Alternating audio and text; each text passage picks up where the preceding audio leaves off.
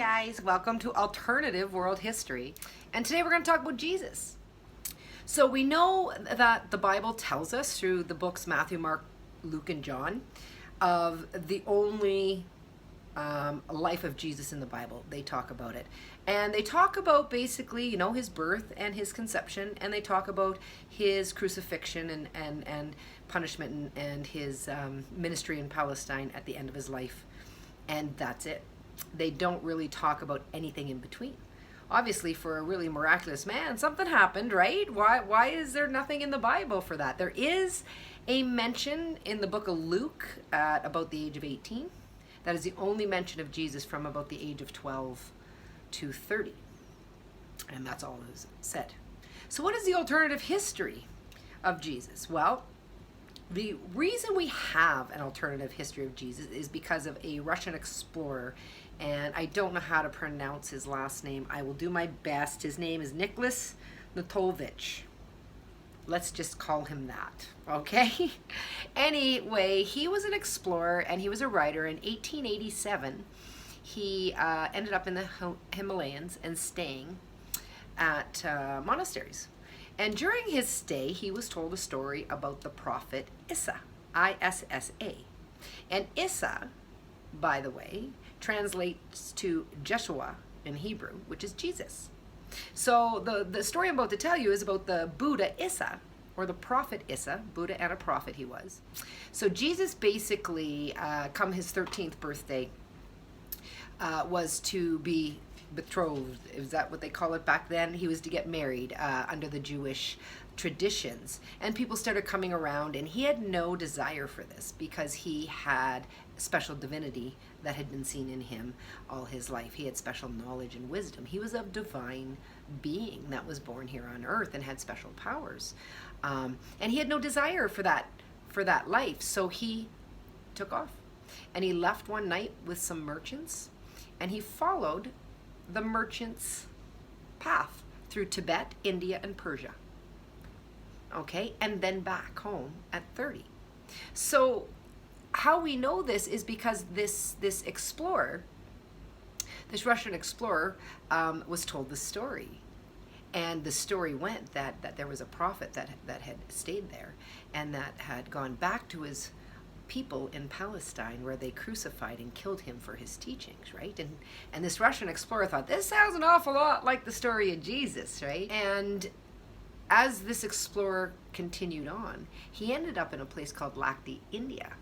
I don't know if I'm pronouncing that right. L-A-K-E-H-D, I think, Lakdi, India. And here is the monastery that keeps all records of the holy people and the Buddhas. And they had all the scrolls of the Buddha Issa's life, which is Jesus's life, if you want to believe this story. So basically, he learned through the Nagi tribe. He learned the ancient teachings in this 18-year period he was missing. He traveled to monasteries in Tibet and to monasteries in India and Persia. And the reason for his travels, he'd stay in places like 5-6 years, but eventually the people would follow him because he was all about preaching the true God, which wasn't a sun, worshiping the sun. It wasn't worshiping false idols and statues. So basically over time, the people would come to follow him and not their priests and their rulers, and they would be tearing down statues, kind of what we saw here in the States not too long ago, tearing things down. That's what always followed Jesus wherever he went. So he would anger the people in charge and he would move on because they would set out to arrest him or kill him. So this was his journey through those 18 years that are missing in the Bible. He was off learning wisdoms, okay? And eventually he did make his way back to Palestine. He would travel as he wasn't wanted, and once he was there and established his ministry in Palestine, the same thing happened. The people followed him. They did not want to worship false gods and false idols and money and greed, and therefore Jesus had power once again, and this time he didn't run. He was crucified, died, buried, and resurrected 3 days later, according to the Bible, right? To show everybody you don't die. So a lot of people believe this is the life of Jesus. And another thing I want to show you here on the TV, this plays into it. There's a lot of things that play into it, but this is one of the things that play into it as well, is psychedelics. Now, there is a theory called the Stone Ape theory, if you haven't heard it. And the Stone Ape theory is that basically, as the caveman and early man found magic mushrooms to eat, it enlightened them. Because if you've ever done psychedelics, you'll understand you do go to other realms. You talk to gods, you talk to aliens, you talk to a lot of different people, and you get a lot of different wisdoms. That's what these plant medicines do. So I have this picture set up here, if you can see in it. I have a couple to show you. But a lot of people would say these look like mushrooms with Jesus, right? Now I'm going to show you a couple of pictures. And there's lots out there, so feel free to look yourself. Here's another one. And I don't know if I can bring this a little closer. Let's see. So this looks, I mean, this is the birth of Jesus here. Catholic Church. That looks an awful lot like a mushroom, eh? How about this one? They look an awful lot like mushrooms, don't they? This I put in here because I don't know if you guys remember the days when, do you remember when Christmas cards used to all have the Amascariot mushroom? That's a magic mushroom. And showed little elves to celebrate Jesus' birthday. I'm not sure when they stopped that, but for a long time, magic mushroom was considered part of Christmas. Kind of neat. Here's another one. There's a mushroom up there. And a mushroom down there. Carved. How about this one? Look at that.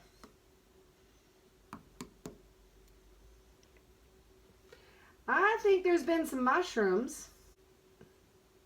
That doesn't look like an apple tree, does it? That's an old cave painting. That looks like a bunch of mushrooms. That was not very clear, is it? Adam and Eve. It's an interesting looking apple tree. Okay. All right. So there's some people that actually believe that one of the things that helped Jesus find his wisdoms over those 18 years was his experimentation with psychedelics. And another thing that adds to the validity of the mushrooms being a powerful tool of knowledge for Jesus Christ is the word wine. We hear a lot about Jesus turning water into wine, right? Making wine, celebrating with wine. Wine is a big deal in the Bible. Well, if you look back in history, wine was never alcohol. Wine was referred to in history as herbal mixtures, okay? Plant medicines brought together into a tea to drink. When wine was being referenced in ancient times, it's way before alcohol was ever created. So the word wine was never to depict alcohol. The word wine came from the herbs and the plant medicines being put together to be drank in a tea. So yes, Jesus turned water into wine, psychedelic mushroom tea, to enlighten the people he was leading. Alternative history. Not saying it happened. We're never going to know, but there's enough pictures. There is enough ancient scrolls. There are enough teachings. There are just enough things in this world right now that leads us to believe Jesus wasn't who we thought he was. And he never was a church's God. I love me some Jesus. Great, great holy man. Probably the most holiest that's ever walked this world. He was a divine man. There's no doubt he was born divine so that he could play this role for us and lead us to the new understandings. And he tried to do that through the teachings, the Tibetan teachings, the Buddha teachings, the mushrooms. His history has been completely taken from him. The church stole it. right? The church put a blonde-haired, blue-eyed guy on a cross, right? He was Jewish. He was dark. He was probably small. He was probably small in stature. Doubtful he was blue eyes. Next week, I'm going to talk about the alternative world history of alien races on our planet. Are they here? When did they come? There is an alternative history to that too, right? And they were here before Roswell. I'll talk about it next week. All right. Thanks for watching. Like and subscribe and share. And follow me on Kimberly Dawn Empath on Facebook, or join my Facebook group, All Things Afterlife. And have a great day.